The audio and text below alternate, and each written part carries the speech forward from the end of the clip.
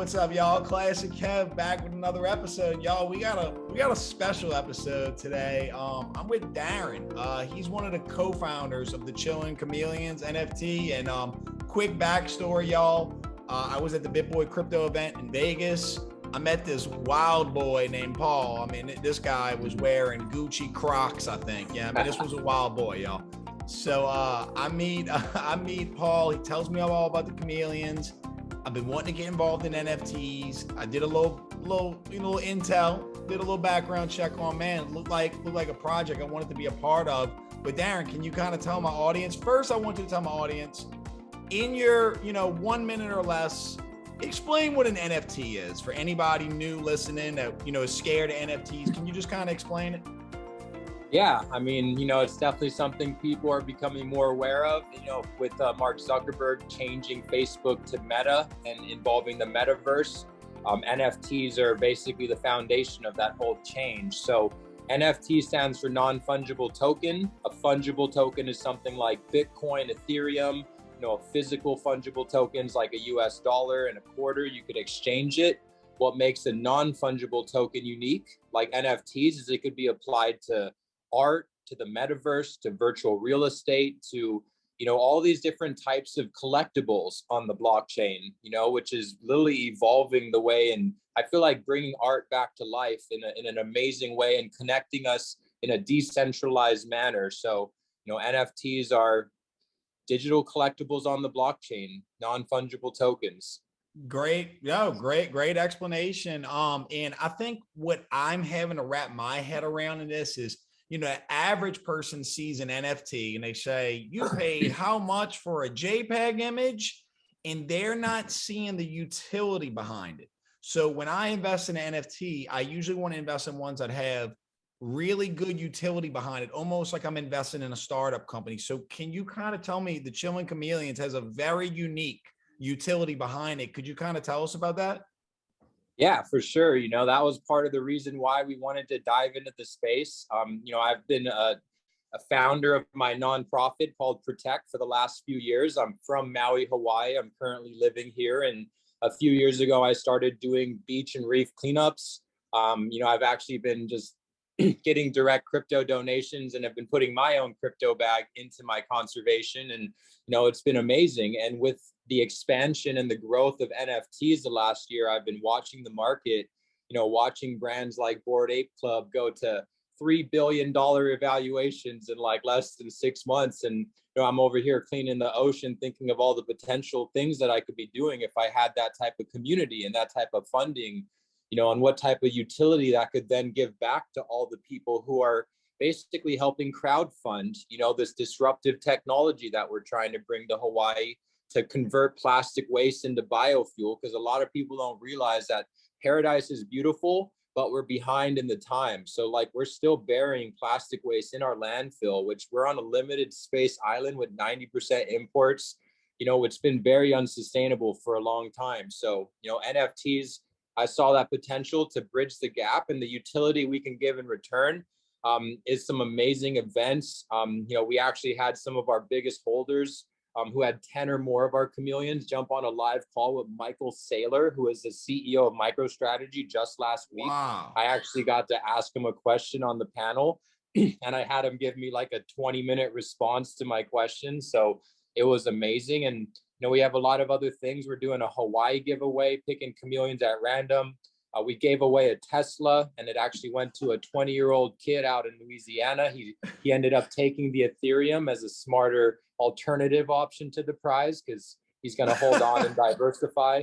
But yeah, we have a lot of amazing, utility that's tied behind this, and we just want to be able to help people not only fund some amazing conservation and have a profitable NFT in return, but also give them exclusive access to a bunch of physical and metaverse events in the virtual world. So, you mentioned you met Paul at BitBoy Crypto. I think that's actually our next mentorship call next month, is we're going to be bringing on some of our top holders on a private Zoom mentorship call with BitBoy Crypto. Wow. We also got Gary V and Grant Cardone, and there's all types of big names through my friend that, we're starting to get exclusive access to these VIP mentorship, Zoom calls and soon real person events. And he's given those to our chameleon holders. So, we get to help them in a lot of ways for helping us.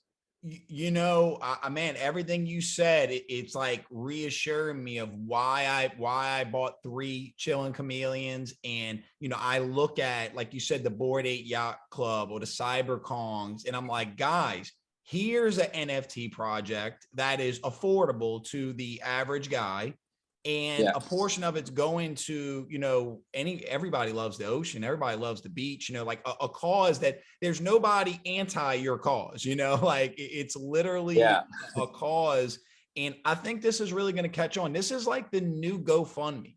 This is like the new, Red Cross, charities, which, don't get me wrong. Some charities kind of got a bad rap due to, corruption or maybe not so much corruption. Of where does the money go?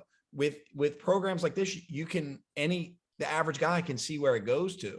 It's all on the blockchain, and even better, I make vlogs of every event. So it goes from the blockchain to like real life vlogs to where people could follow where the money goes, from the mint to the resales to the donations. And then, they could see exactly where this money's going. I mean, it's beautiful. So it's never been a better time to get into charity, because we can get access to this perpetual donation. So we've helped a lot of people start their own projects. My friend Peter's working on saving the last 7,200 cheetahs that exist on planet Earth. He has an NFT project, and he's actually the guy that we're working with and collaborating our brands with, who got us the Michael Saylor call. So my friend Peter, now they're rescuing cheetahs. I got some friends rescuing pandas. We've worked with the Koala Agency, which, have donated a lot to the koalas in Australia that need a lot of help. So it's really cool to see it all come together.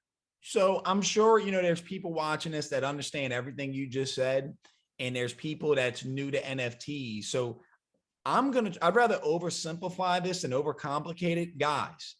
So you can basically invest in something, make money that has a charitable use case, and people will become millionaires off of this.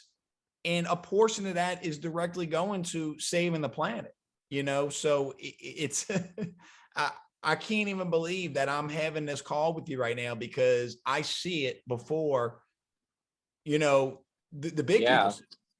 And it's awesome. We've grown so organically with the majority of new holders. Like, I feel like the fact that we've done a lot of physical cleanups on Maui and Oahu, we've introduced such an amazing community. And there's a lot of people who see us doing things in real life that are making them interested in the NFTs. So people who have never even had Ethereum yet are buying it just to get their NFT, to support our project and, be a part of the community, which it's a limited community. Once these NFTs are sold, like, if a celebrity or a whale or a famous person wants it, then they're going to have to buy a lot of it from some person in our grassroots community. So it's a beautiful thing. It's not going out through the masses the wrong way. Yeah, like you said, it's a beautiful thing. And look, I'm not going to say any names of any projects, but there are NFT projects that are paying celebrities to join them, which, I love the way y'all are going, because you're all about action. You're taking action, and people want to be a part of projects that take action. So I don't want to be this celebrity or this basketball players in this NFT project. Well, so what? Like, that doesn't help me. That doesn't help the planet. That's just a status symbol. So, and like you said, eventually celebrities, and big names, they're going to want to, but they're going to pay that premium. It'll be. Yeah. And a lot of them are getting exposed because a lot of them don't know how the blockchain even works. So when they get paid to promote these, they don't realize that it's on the blockchain. So even Post Malone promoted some exchange on one of his music videos, and everyone chased the blockchain and saw he got paid $750,000 in ETH, from that wallet to his wallet for that promo. And it's just like crazy how transparent it is. And even celebrities who don't understand it, it's not really in their favor so far. Yeah. Like you said, man. And I like that you seem very knowledgeable, because I think that's important too. When I'm investing in an NFT project, dude, it's just common knowledge that a lot of these projects are going to fail. A lot of these projects are money grabs. A lot of these projects are just whatever, just 90% or more are going to fail. But ones like this, I think, are going to change the world. And I truly, I put my money where my mouth is. I bought 3 of them. I'm probably going to buy Yeah. more.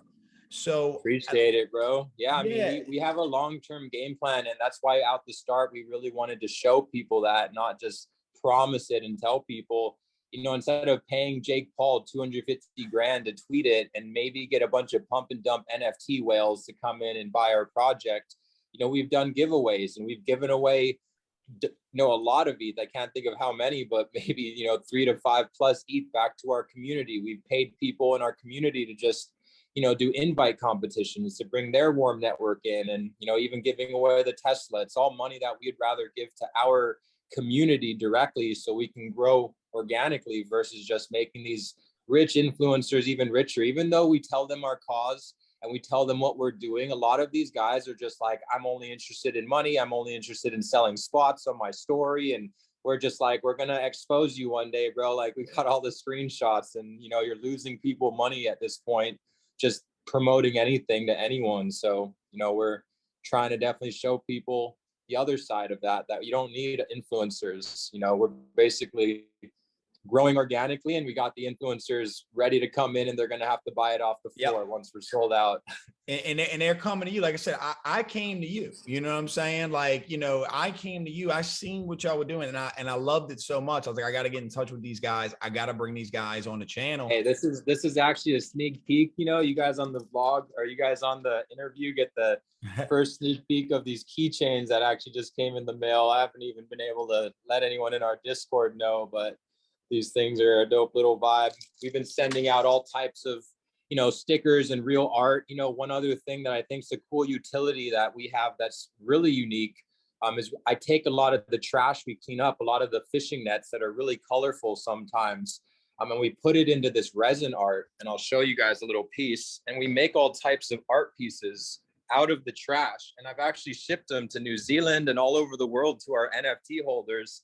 This is a turtle made out of epoxy resin stuffed with ghost net from commercial fishing ships, from the open ocean that wash up on our shores. So we've shipped out probably 50 plus pieces of this physical resin art to our NFT holders as, different prizes and different ways of saying thank you to the most active people. And, I feel like that's been giving people that direct connection as well to our cause, because we're sending them the trash and it's like a nice little treasure piece. Dude, you're doing an amazing job, my brother. And I live in New Orleans, and I'm sure you heard the BP oil spill. Yeah. So a lot of our economy and just the lifeblood of this area is built on the water.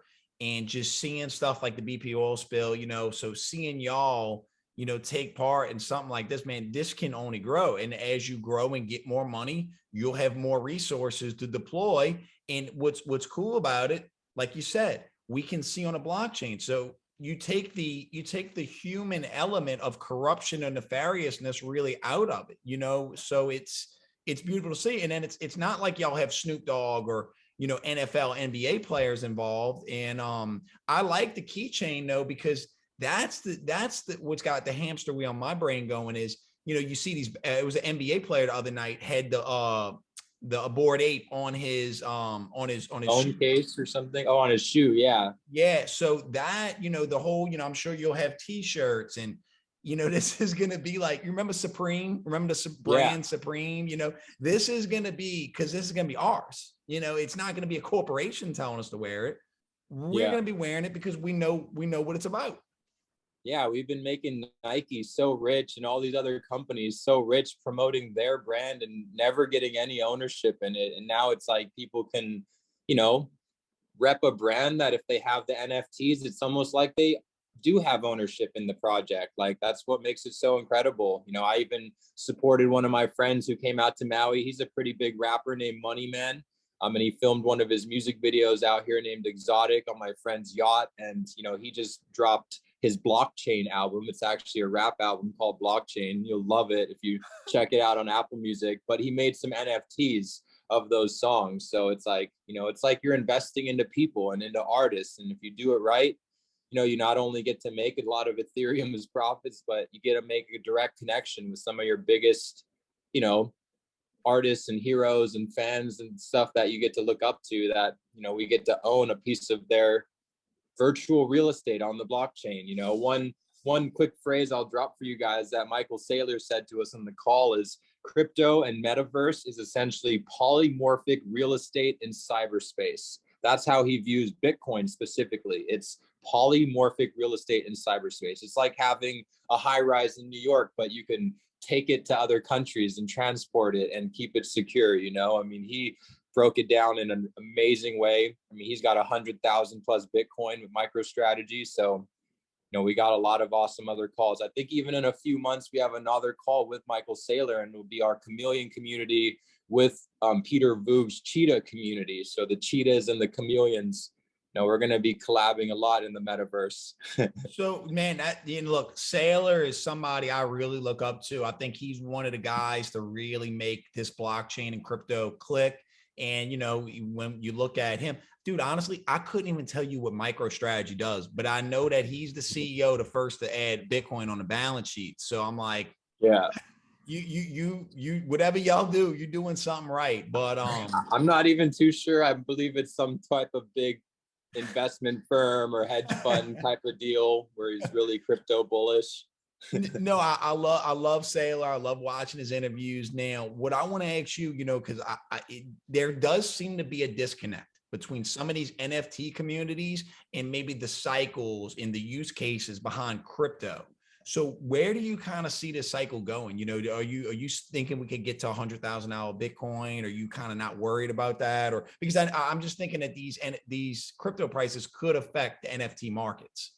Yeah. I mean, you know, we kind of launched our mint a month ago, right as Ethereum was touching all-time highs and then kind of broke out. So we were, you know, swimming against the current a little bit with the gas fees, but it just caused us to filter out, you know, our real supporters. And those people, you know, saw the long-term vision and saw that, you know, the gas fees were still worth it because that minting price is only going to last so long. So yeah, it was a little rough with the way gas was, but I'm really bullish. You know, I have a lot of my friends that I've followed. I've been into crypto since like 2016.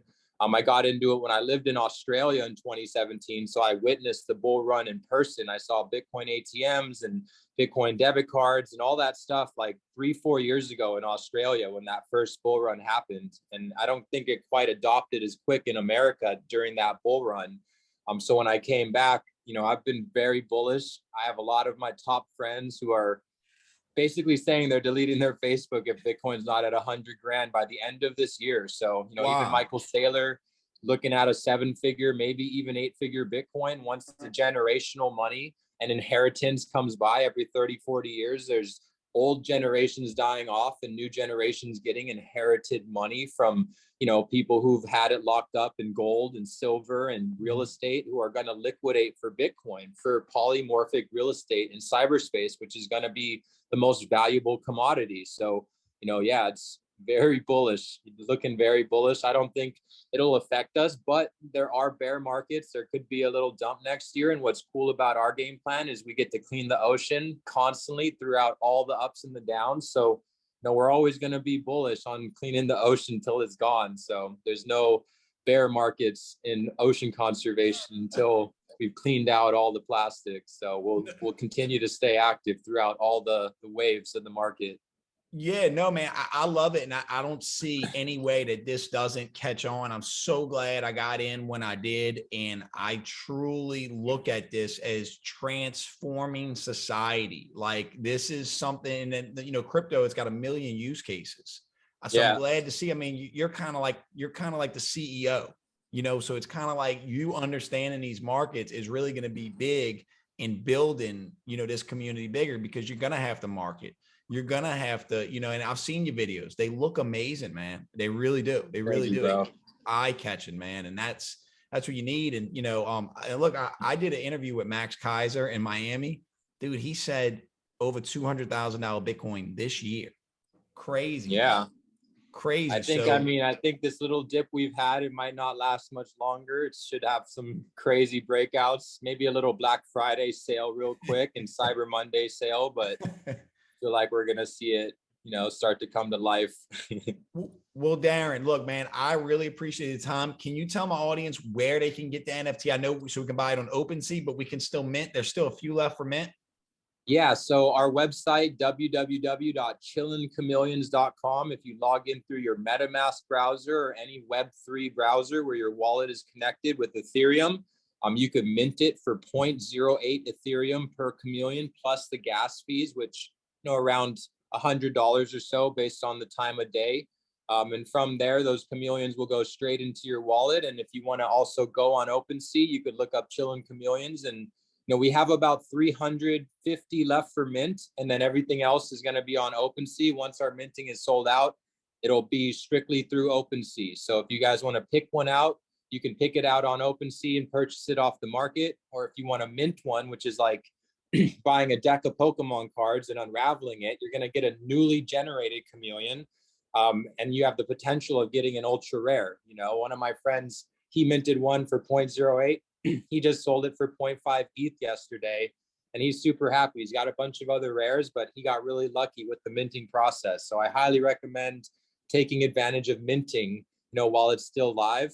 I had friends mint Bored Ape Yacht Clubs for 0.8 ETH earlier this year, and I didn't do it. And I didn't even do it when they were 10 ETH on OpenSea. And one of my friends just sold one for 90 ETH a couple days ago on OpenSea. So it's crazy to think that they were minted at 0.08 at one point.